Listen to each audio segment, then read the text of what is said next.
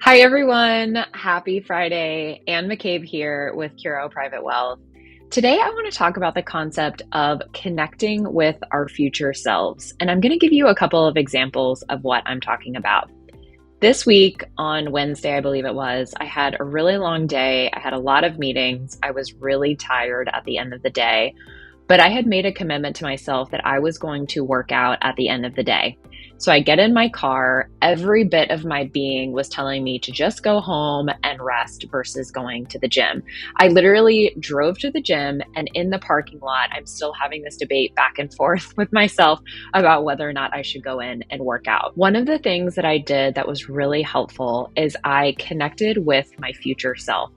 I asked myself, how am I going to feel about the decision that I am going to make?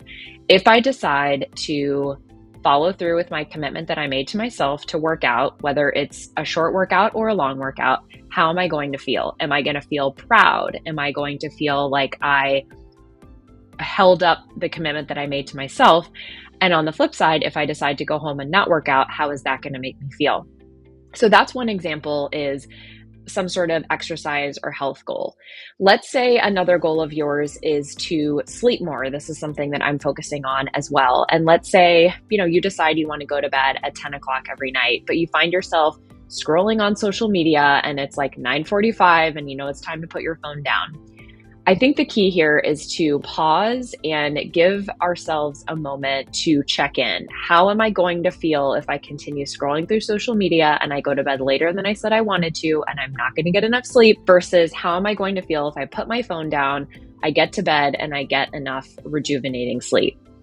Or the third example I'm going to give you is we are in July. That means the first half of 2024 is in the books. Have we looked at our goals recently? Have we looked to see how we're doing for the year?